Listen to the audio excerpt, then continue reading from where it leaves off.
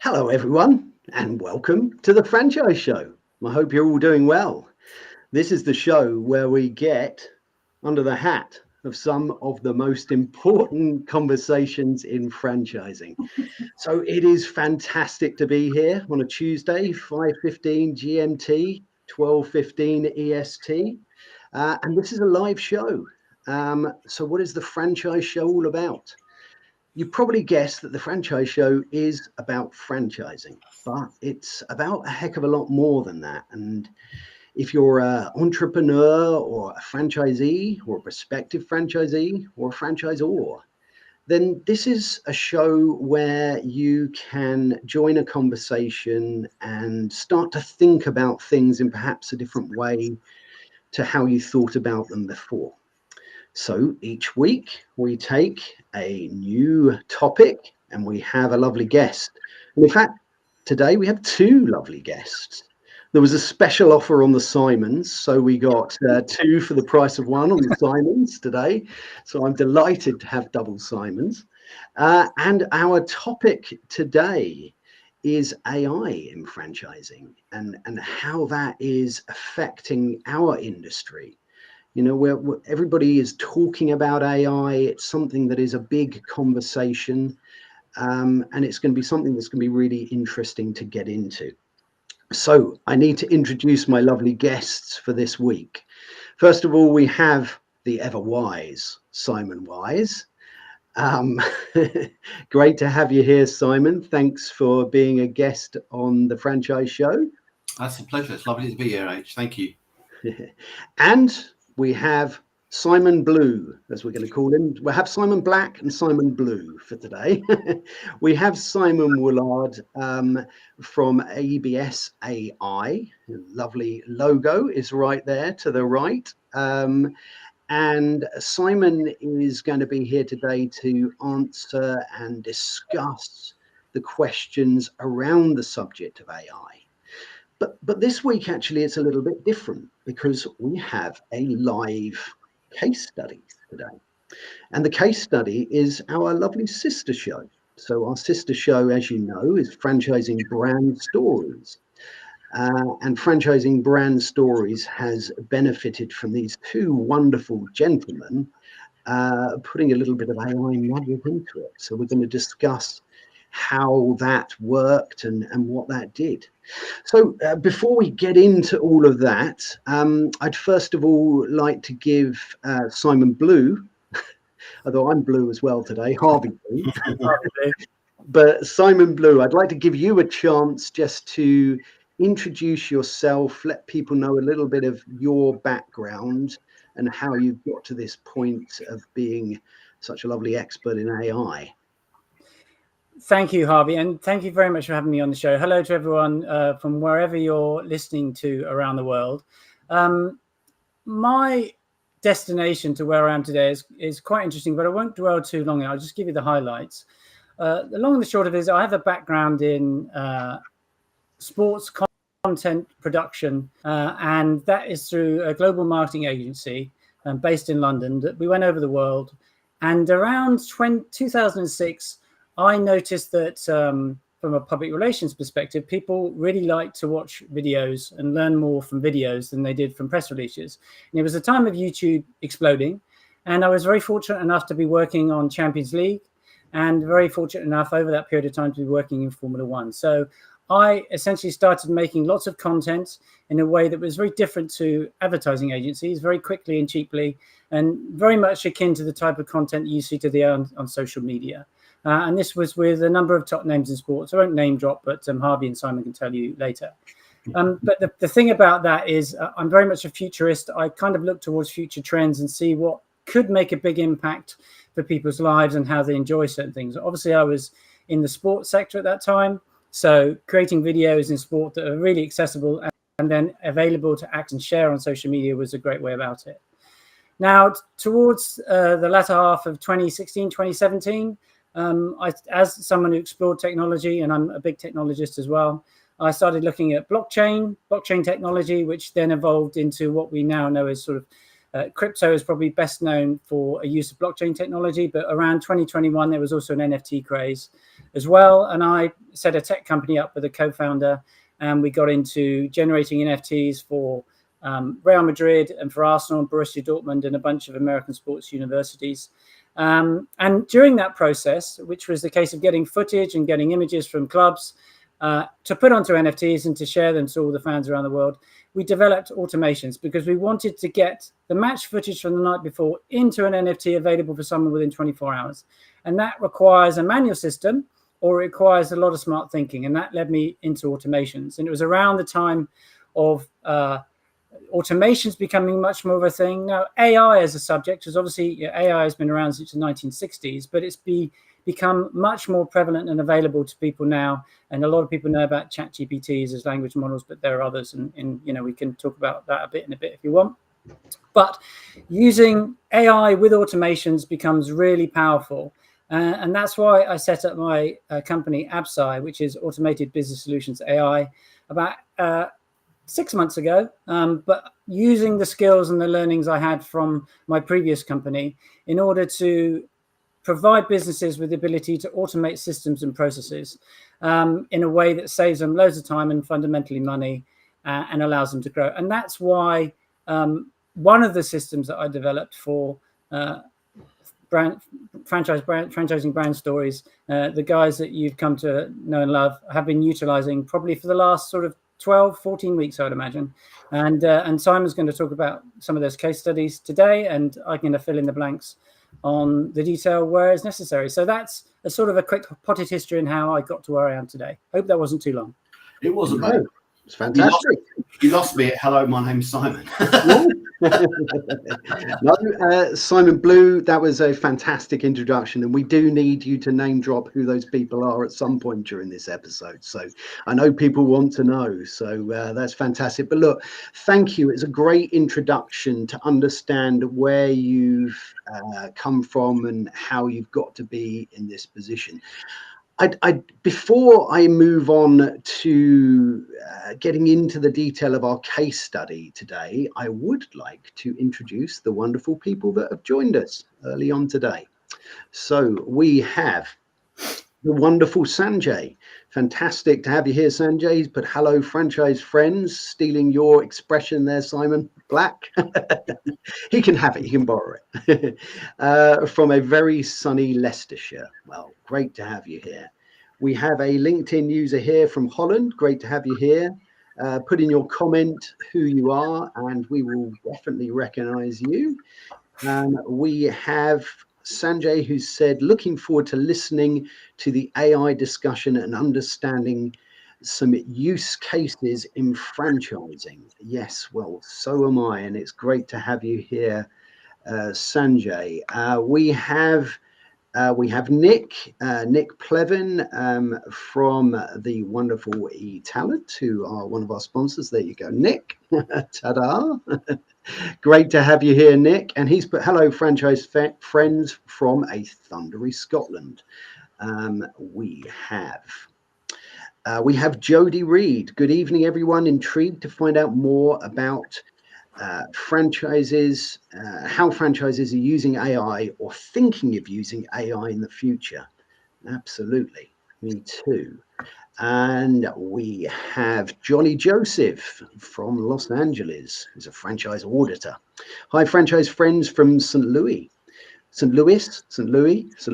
I think, where I am on a franchise audit assignment, where it is a little rainy. Make all the Brits feel absolutely. It's not raining here in lovely Hastings. And we've got Tim Morris. Great to have you here, Tim. Looking forward to hearing your thoughts on AI and how you've been using it. And finally, we have the wonderful Jason Kaber from SEO Samba. Fantastic to have you here as well. And I'm looking forward to the show as well. So that has recognized all the wonderful people that are here early on. So I'd like to move it over to Simon Black, or the ever wise Simon Wise, and just really wanted you to introduce our case study. obviously everybody knows that I have an involvement in this, but really, you know, this back end of it and all of the AI that we've been using, it's you two wonderful gentlemen that have been doing that. So how did it come to be, and you know, how have you seen it develop in franchising brand stories? Thanks, Harvey. Yeah, I mean, there is a story behind this, which is very relevant to what we do, franchising brand stories. And we're all about telling the stories behind some of the franchises that operate in the UK. And so we're very content rich. We're very content rich, authentic content. And I was approached by Simon out of the blue, and he started talking about AI. And like most people, you think, well, look, I can use ChatGPT. Thank you very much. I don't need to. And then he talked a lot more and got my interest. And then he used the word discovery call. And I thought, hello, we're on the same page here, because obviously the whole discovery process is very much akin to what we do at Franchising Brand Stories. And it started a process of me telling him, or him having a look at what we do and looking at some of the problems we have with the business. As I said, we've got this fantastic content. But we were desperate or very keen to find a way in which we could get this content out into the marketplace. Not everybody wants to sit there and watch a whole hour's worth of rerun. And what we want to do is find some way of just doing little sizzles, little bits and pieces, and positioning them and posting them across all of our socials at one click of a button. So that was really the germ of the idea, is how can we use technology, and particularly AI, to really get our message across. And for our franchisors that appear on the show, it's fantastic they're able to get that reach across the different social platforms. And I started talking with Simon, and he came in and he had a very clear process. What he does, he comes in and listens. He listens to what your problems are, and he listens to what the ideal scenario would be and what we can do, or what we're aiming to achieve with the business. And he sat down and literally sketched out some flow charts and some processes, and then it all started. And that's when we started to use AI. I mean, we use it, we use it in respect of social media content, brand awareness, building brand awareness, and that's the focus that we put on using AI in our business, Franchising Brand Stories, to really get our stories out there or get our franchisors' stories out to the marketplace. And he created some wonderful scenarios whereby, I said to him, look, what we need to do is we need to start, we need to look at pre-show, we need to look at show, and we need to look at post-show promotion as well. So in the run-up to our shows, and a lot of people have probably seen it on LinkedIn and our other social channels, we use AI to do what we call news scraping. I mean, these are news jacking. I do apologise. These are all terms that are new to me. And basically what we can do is we can say, for example, we had the bike fitters on recently, and we were looking for a really good news hook and a really good news anchor that we could use to promote their show. And so we went into Google, you type in bikes, and we found this fantastic article about how there was an upsurge in people riding bicycles since COVID, for example. So using our routine that Simon created for us, we newsjacked it. We used that. And the AI routine created a blog post all about cycling and the popularity of cycling, and then we linked that into our show, and it was fantastic. And what he also did for us as well is you'll probably notice we have all these AI generated images as well, which are fantastic. And I will say the one with the mouse on it, the one with the mouse and the compass, got so many views across our YouTube channels and all our other socials. I can't tell you. So look, it not rocket science, but just somebody taking the time to find out about our business and apply it and put together some blueprints and some scenarios that go well beyond just using ChatGPT. I mean, Simon will tell you more about it, but I've learned a lot about prompt engineering as well. It's not so much, the click of it's what you put into it to get out of it. And that's something Simon taught me very early on in terms of his programming and his skills to make sure that it's been spoken and discussed in the right language and taking account of the right audience. And that was something you were really passionate about, wasn't it, Simon, from the very start?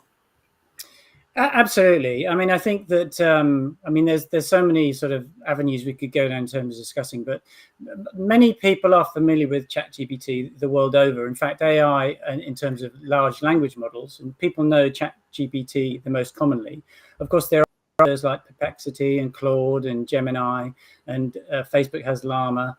And they all have their different roles, but people know ChatGPT, and we talk about this being kind of a breakthrough, a beachhead technology, which could become mass adoption in the same way that the Apple iPhone did. I mean, there were smartphones before Apple iPhones, but the Apple is the one that took it into mass adoption of smartphones in the early 2000s. And ChatGPT is one of those products. I mean, arguably, Apple Intelligence, which is another product that's coming soon, could usurp it. But the point is, a lot of people are aware of ChatGPT, but being able to use it in a scalable way for your business is a different matter. Yes, you can create, but one of those things that if you don't put a quality prompt in, you don't necessarily get the result out that you are going to benefit from. And that takes a little time and practice. And of course, a lot of people don't necessarily have that in their daily business to do it and to get to know it. And that's where someone like myself comes in, because I do know different frameworks that can get the most out of what you want that prompt to do. And to my earlier point, that the generative AI aspect of ChatGPT fits in unison with automations. It's where automations take data and they do things with it. And if you think about any process you do yourself, whether that's, I'll look at my email, I'll open the email, I'll read the email, I'll write a response, I'll send the email. That's a process of things. But you're the human in that link, and you have to think about reading it and think about writing it. Whereas adding generative AI into that can simplify and create automated email response systems. And of course, you may feel immediately from my answer there, well, that's not authentic. Well, it certainly can be, because AI systems can now be trained on your business and know everything about your business. They're not like the AI systems of yore, the chatbots of yore, which many of us are frustrated with and know very well, that you get when you go onto banking apps, or I mean, even McDonald's had a situation recently. The new apps, the new generative AI today is much more intelligent and conversational, and understands and can think about what your businesses have as structures and processes, and then respond in an effective way. So without going on too long, ChatGPT has a significant role to play in AI and automations. And what we do for franchising brand stories, that's a social media content management solution. But there are many other AI automated solutions for every business. And franchising is a sector of business, but all businesses can benefit from AI. In the same way we do now with electricity, AI is going to fundamentally be part of the way every business is run. And because you're all here on this call, you are it's the early adopter stage, and you have a chance to get to know about it, to understand how it can benefit you, which is why we do the audit. Because a lot of people kind of think they need AI, but they don't really know how they need it or where it could be used. And that's again where we come in to help sort of guide you through that process. Fantastic. Yeah, no, that's great. Just quickly before we continue, a few things. First of all, thank you, Simon Black, for sharing how that's been used in franchising brand stories, because it's important to understand how we've used it. And thank you, Simon Blue, for describing there some of the processes that are involved in it. I think we've got a few questions that have been put in the chat, so I think it might be quite good to have a look at those, bring a few people in, because this is of course a conversation that we want everyone to get involved in. It's about our community, it's about our franchise community, and how we use this as a tool together. So let's have a look at a couple of questions here from Sanjay that he's put in. For those looking to market services to franchise brands, what top 5 AI-based tools would you recommend other than Copilot and ChatGPT? Simon Blue, I think it was really interesting because we said at the beginning there that you listen to someone's requirements, and I suppose the tools that are used will depend on what you're trying to do with AI. Is that fair to say? Yes, absolutely. I think that, you know, there's a lid for every pot, and every business is different. And of course, understanding what the pain points are in the business that they would like solved begins to orientate you to what kind of solutions are going to be the best. And it's, I mentioned earlier about AI, but also mentioned about automation. It's how you string the different tools together in order to solve that problem in an automated way, so you don't have to think about it, you just get the benefit of it. But to not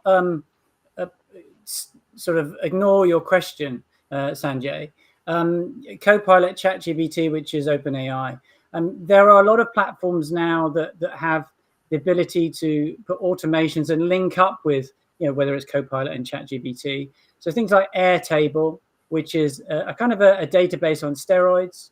And then a lot of the systems out there, whether it's Salesforce or whether it's ClickUp, are CRM kinds of systems, which are great. But I mean, anything that you might use within your daily business, obviously, you know, you connect up to the Google Workspace, which means all your Gmails. Obviously, if you're in Outlook, you've got the Microsoft services as well. But it can be if you're involved in finance, then, you know, it links up to accounting software like Xero. If you're involved in email campaigns, or you want to do automated email campaigns, and we do offer those as well, completely customized, it can link up to Instantly and any email finder. So there's a whole bunch of tools there that we just link them all up, but it comes back to understanding through an audit, a discovery session, what you want to solve, and then we come up with the right kinds of AI linked or AI sympathetic software that is going to be good. And I'm sorry, one last thing, because I haven't mentioned it, which is crazy because it's really fundamental. I use a platform called make.com, and it is, if you like, a glue that allows you to link all of these programs together. It's very visual. Some people might have heard of other platforms like Zapier, but I use make.com. It's a lot newer. I think Microsoft has its own version as well, but it's a little bit more limited, called Automate, Power Automate. So, you know, there's a few examples there. I hope that answered your question, Sanjay. Can I just can I just bring something in, because I think it's really important, because obviously it's important to understand what the user's interface is like, because I'm not a techie by any means, and again, that was part of the process. Simon understood that we use YouTube. YouTube is a massive tool for us. That's how we get out to market. You know, we use YouTube, we use Google, obviously LinkedIn more than anything else, on Facebook. So from a user's point of view, if I tell you that I have we set the automations up to run automatically at particular times in the day, so we know particular times in the day when people, for example, that are looking to invest in a franchise, for example, will be browsing and looking, so we can set these routines up. So from my point of view as the user, I get an email that says you have a blog to approve. It comes into my Gmail account. I go into it. Everything's set out in a Gmail spreadsheet. All I've got to do is read and review the copy, and that's really important. Don't be complacent. You must read it and make sure it makes sense. Then I'll have a look at the image that's put with it as well. And if I don't like it, I click a button that says no rewrite, and it goes back and it rewrites it. And when I'm happy with everything, I click the approve button. And again, this is all inside my Google Sheets. So literally click approve, and it runs off and it goes away and it does everything. And within 10 seconds of me approving it, it's posted to 5, 6, 7 different social platforms. So it's very, very powerful. And from a user's point of view, it's very easy to use as well, and very intuitive. And I think that's something to put across. But like Simon said, you know, it's not an opportunity to go out and splash out loads of money on different software packages. It's integrated in what we had already. You know, we already had these programs, and it's already integrated into what we use on a day-to-day basis. Yeah, absolutely. I mean, I wrote something down at the beginning, which is time. You know, the one commodity that is so precious to us all is time. And whenever you look at what you do, not just on social media, but what you do in your business, what processes you have, everything has a time element to it. And I think we're all beginning to understand that that AI, if used in the right way and the right processes put in, can allow us to spend that time on perhaps more creative stuff and, be working perhaps on our businesses. I mean, a question I had, we've got a few questions coming up, and I do like to say that we've got a question here from Mohammed, we've got a question from Tim, and we've got another question from Sanjay. So we will be putting those up and having a chat about those in a minute. A question I had was authenticity. When you use AI generated content, how do you address the subject of authenticity? I mean, it's obviously we are using it. I am using it. It appears from my feed, and I think it's because it's not pretending to be me. People know it's me. It's me adding valuable content. How would you address that subject of authenticity with AI? That's a very good point to raise, Harvey, and it's one that I come across quite a lot. And I'm very happy to answer it. So, and there are sort of three different ways. First of all, I mean, a colloquialism is that AI and automation is really your smart little helper. It is there to give you time to focus on things that are valuable to you and your company and take away those things that are repetitive. Now, of course, not all businesses require the kind of front-facing voice that you do on a social media campaign, and so it can perfectly happily work in the background where there's not an authenticity issue. But where you do, there are three ways in which to do that.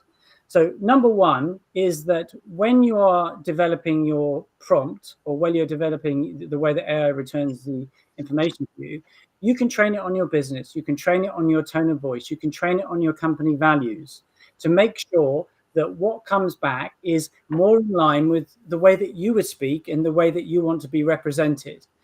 Secondly, the AI is improving all the time, and there is even an AI, if you look at Mistral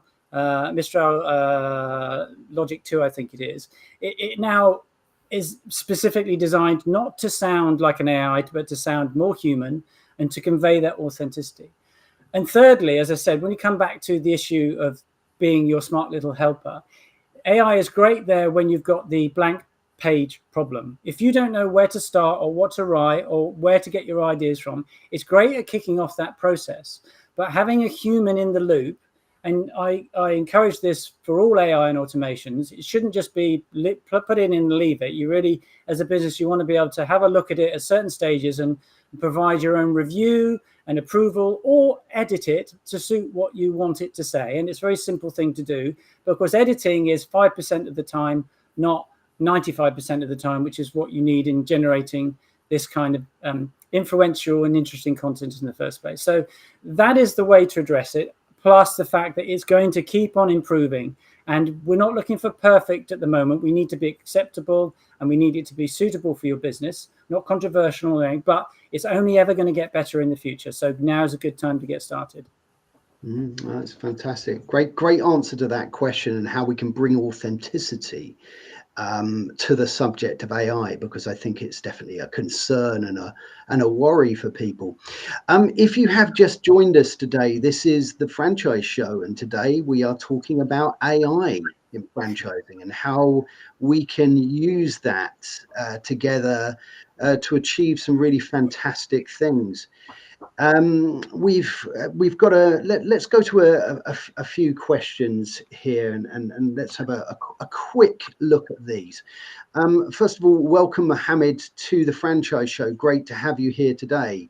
And Mohammed's put, hi Simon Woollard and everyone else, happy to see you again and what you're working on. My question is, do you think from a marketing consultant standpoint, is Zapier the best tool to learn to automate services for a marketing consultant to offer to franchise businesses? I mean, it's really interesting. There are all these different tools, and I think you may disagree with me here, but I think it's about just getting that right mix, listening to the individuals as to what they're looking to do, and then you can then approach that process and those prompts to work for a marketing consultant within that's looking to promote to franchise businesses. Would you say that would describe the best way forward for this particular example? Well, interesting enough, Mohammed Merrows, I actually worked with, and I didn't know he was going to be on this call. So there's nothing set up here. So hi, Merrows, it's good to see you, and thanks for your question. And so Merrows is aware of Zapier. I mentioned it earlier. I use Make.com. There are two or three known automation platforms, which, as I said before, there are the glue that allow you to plug in these different tools, such as ChatGPT, such as Google Drive and all the rest of it. Zapier, I mean, it's personal preference. I prefer Make.com. Zapier is a little bit older and has a very linear flow. Make.com is very visual. And Simon Wise has seen how I use Make.com. So I don't think, Merrows, it's an issue. As long as you can solve the problem for people, it doesn't matter whether you use Zapier or Make. It's whatever works for you ultimately. But my preference is Make. And trust me, it's idiot-proof. Make.com. Are you speaking from experience? I thought you were wise, Simon. What? Yeah. You know, as I said, I'm enlightened. I'm a revolutionary, man. Tech skills have gone from 0 to 100 in the last two months. No, our views went from 500 to 2,500 in the space of 30 days. That's what I meant your tech skills, but right. Sorry. No, it's fantastic. I mean, you know, we're here on a few different platforms today, but one of the platforms we are on is LinkedIn. And LinkedIn are looking for users to add valuable content. Now, if you're a franchisor, obviously you want to promote your franchise business, but also you want to bring value to a community and to a platform for people to find that interesting. And I've definitely noticed that, I mean, on LinkedIn, you have something called an SSI score, and that sort of tells you how you're doing on a platform. And I'm sure other platforms have these sorts of things. And, you know, I've noticed since the content has been created for franchising brand stories, that has gone up because it's adding value. It's taking a topic and seeing what's within the news and trying to, you know, convert that into something interesting for people to look at. So I think used in the right way, this is really, really clever and really, really valuable stuff. And we've seen that. Sorry, Harvey, to interrupt, but I mean, we've seen that. I mean, every franchise brand that we've interacted is rich in content, you know, life-changing stories, you know, the journey. It's great. I mean, and you can really build on that and get some authentic content out into the marketplace in a very, very efficient way of doing things. And, you know, from a prospective franchisee's point of view, that's all gold dust, isn't it? To find out about those backstories. Definitely.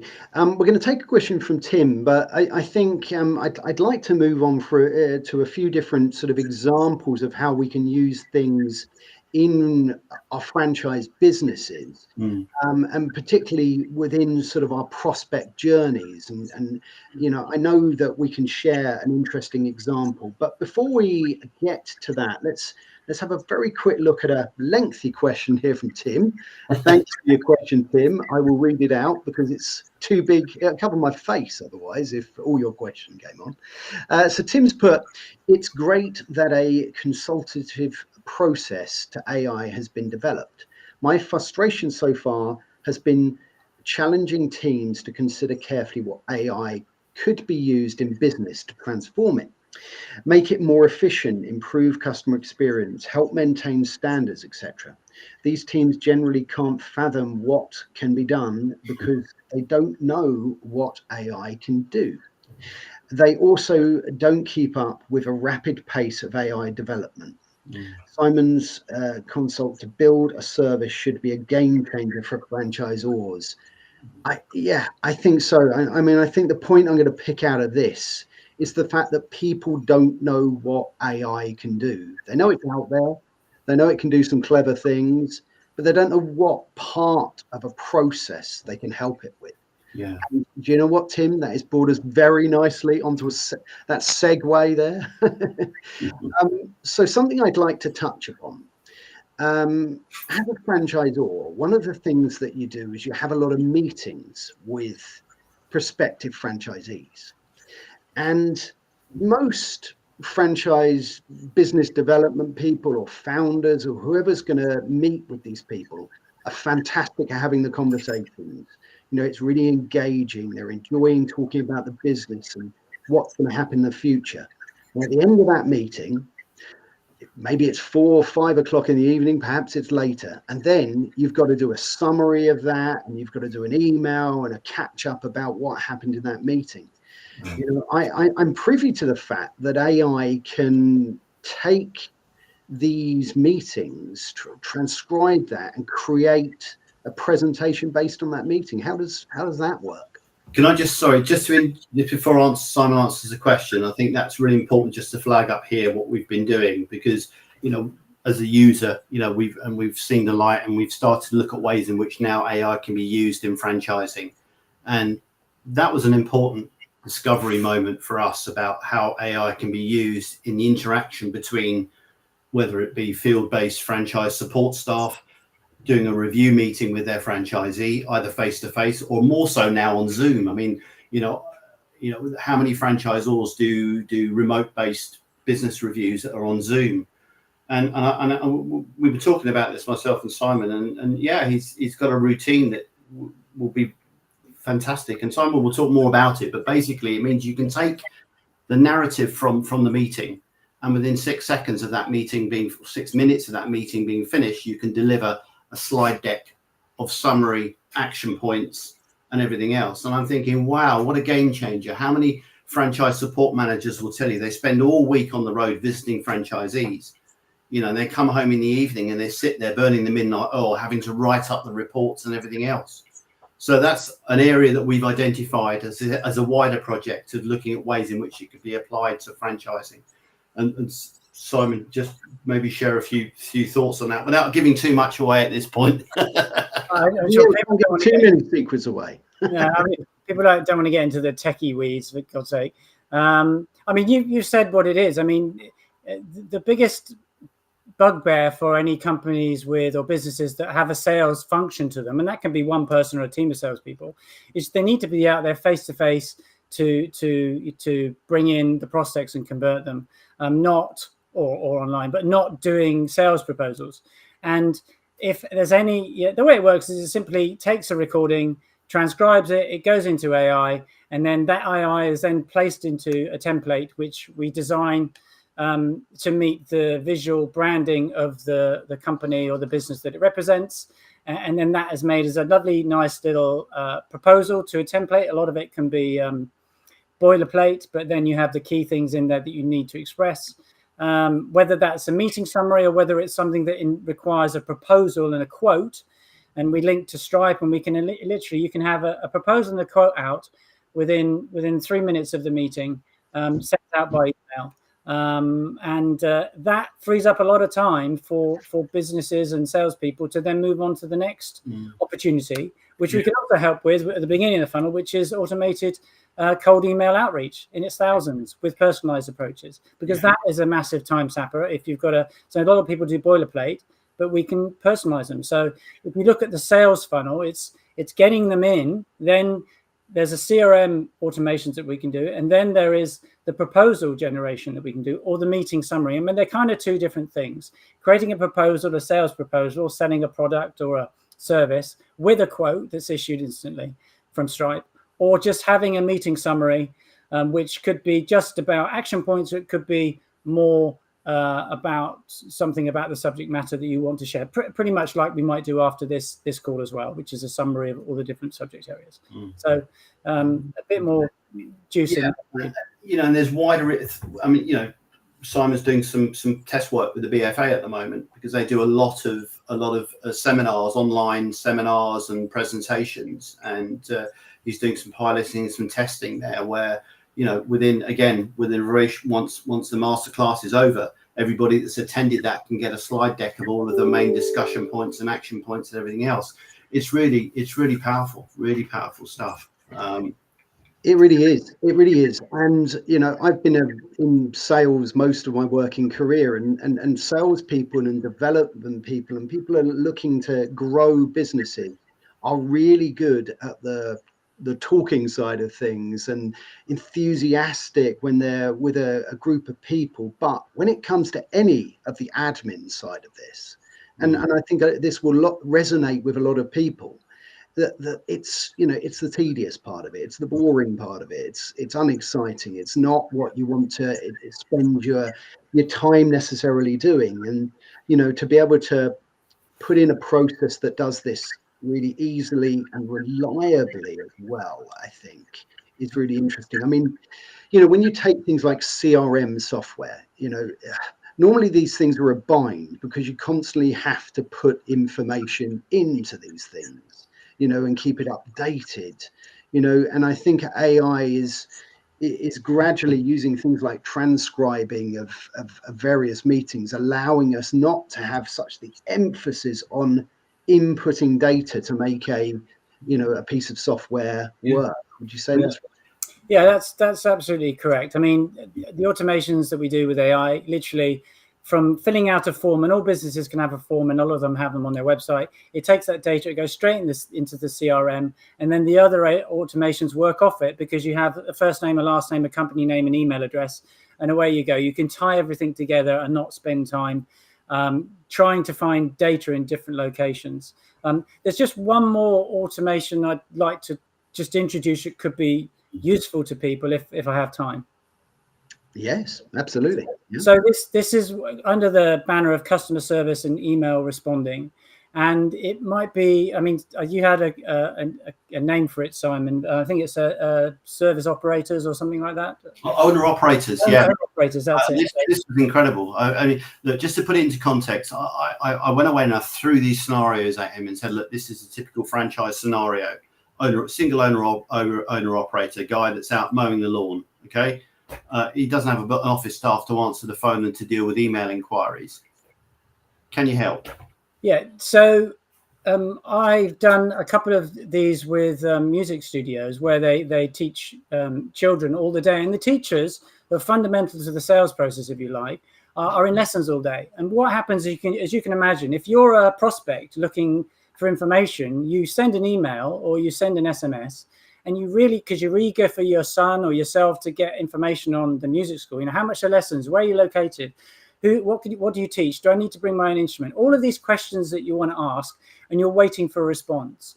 Well, you lose as a business so much potential business by somebody getting impatient and then finding another supplier that does give you the answer straight away, and then you've lost them.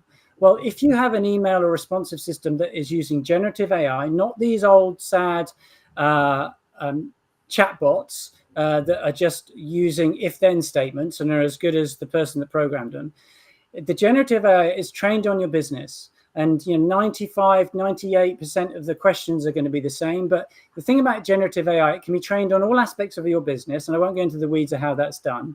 To know all the things, what are the prices, what are the products, who are the people, any question that somebody could ask, it can fish it out and respond to it in a sensible and helpful way. And then you can be informed of that response, or you can just come back at the and see what the response is at the end of the day, and then follow up if you want, if there's anything you want to add to it. And this saves a lot of potential business loss for businesses just by having this system in place. No, I think that's fantastic. I mean, I brought up one of our lovely sponsors, and it's the lovely Penny Hopkinson with Manual Magic, because I think it's rather a good moment to do that, because when we're talking about these processes and where AI pulls its information from, if a franchisor has a ops manual and if we're in America, an FDD, or various information resources that it pulls its information from, then when the questions are asked, at least it's pulling it from the right source of information, I suppose. But what a great point to make, Simon Black, here about owner operators. Yeah. Because there are so many franchise businesses out there that are owner operator based, single site. You're out most of the day doing whatever it is, the service that you're offering.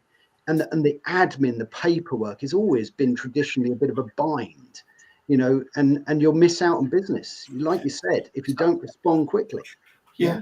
And it's just thinking about some of those things and seeing whether AI, as I said, can come, can actually provide a solution to that problem. It's really inspiring. As I said, I've just been throwing up some scenarios in the air and seeing which ones stick. But absolutely, I'm sold on it. At the end of the day, it's made a massive difference to our business. And it has. Yeah, it has. Done properly, though, you've got to get somebody to come in and take the time to understand your business, to understand your culture, your values, and have something that's delivered in accordance with that, because we're authentic. Franchising is an authentic industry, right?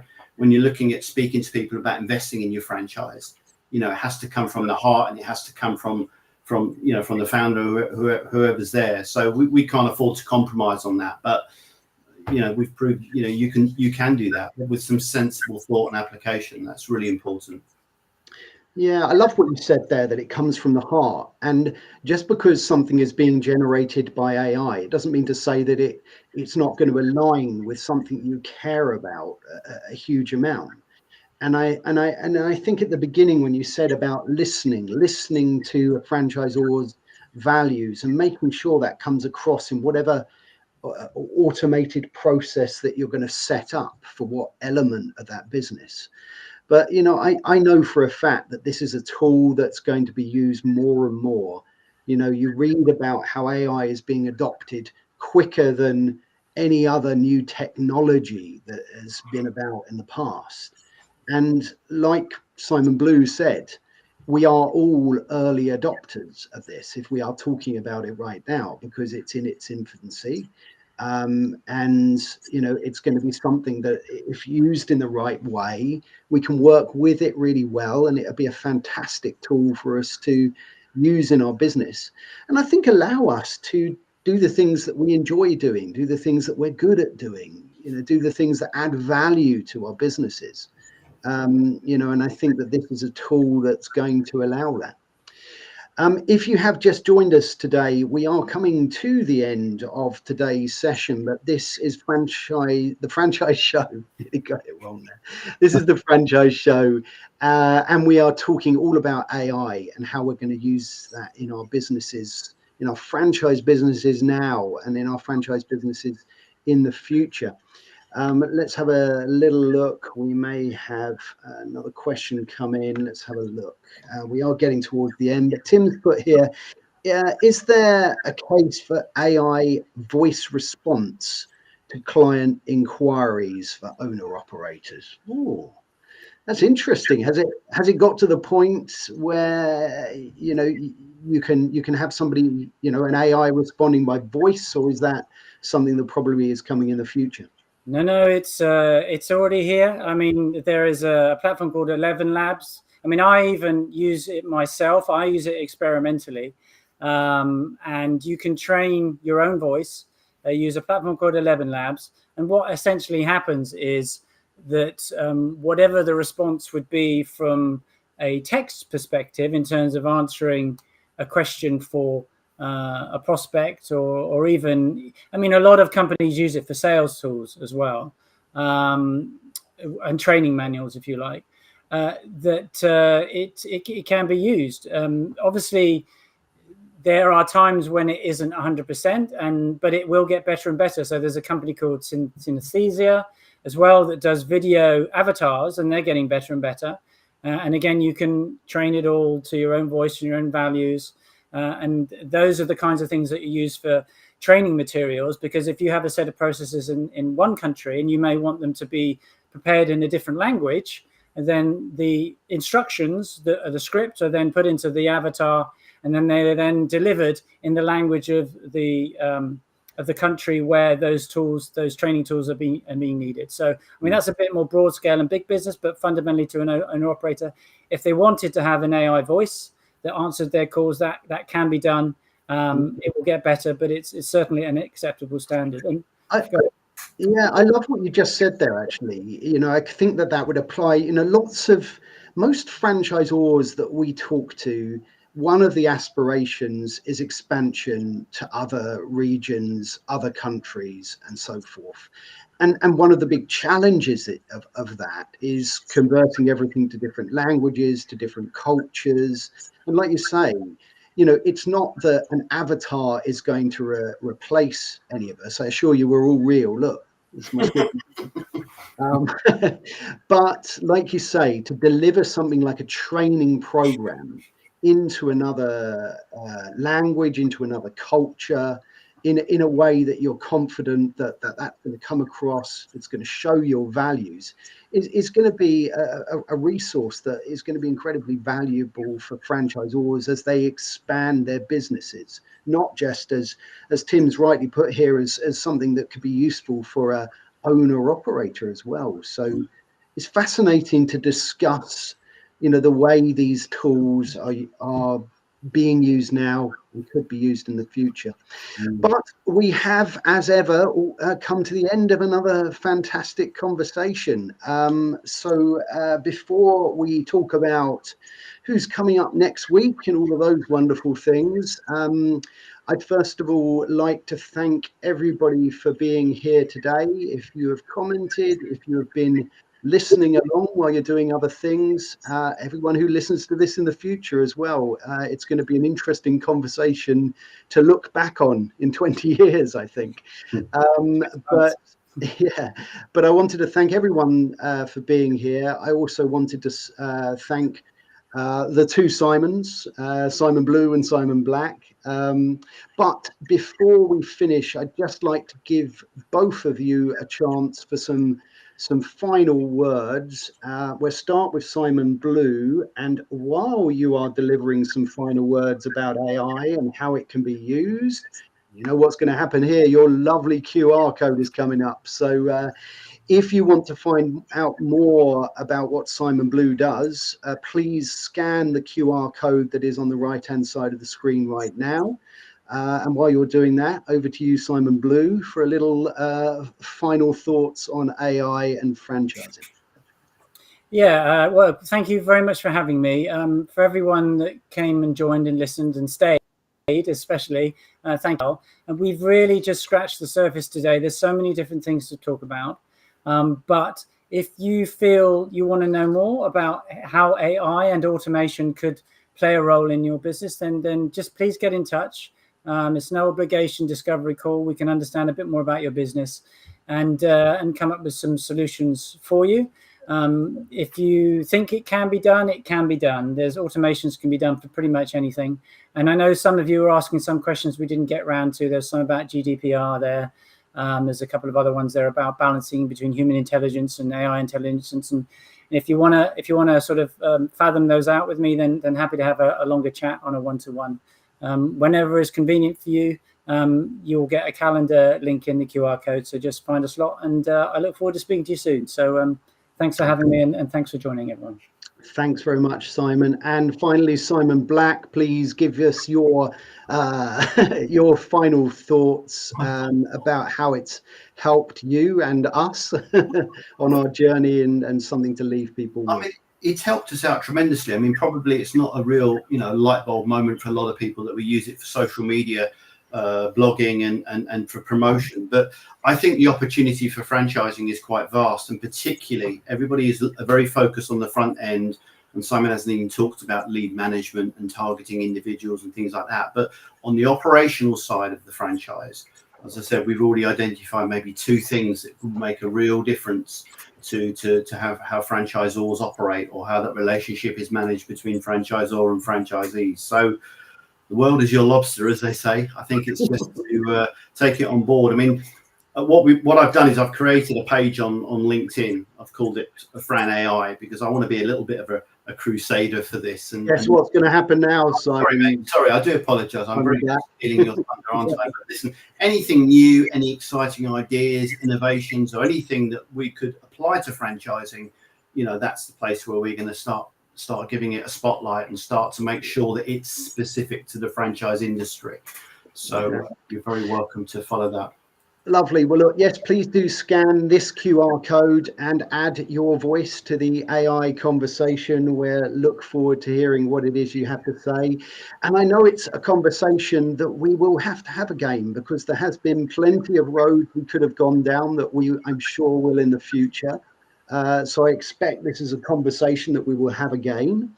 But look, we're going 5 minutes over today. It's been such a fantastic conversation. But next week on the franchise show, so this is next Tuesday, the 20th of August, we have the lovely Susie McCafferty coming on, and she's going to be talking about international franchise challenges. So that's going to be an exciting one to talk about. I will be on my holiday, so hopefully I'll be able to get some internet connection for that one. So I really look forward to seeing you all next Tuesday. And we're going to have exciting announcements for franchising brand stories coming up for season 3, starting in September. So look out for those as well. So until next time, my fine friends, have a fantastic week and take good care. Cheerio.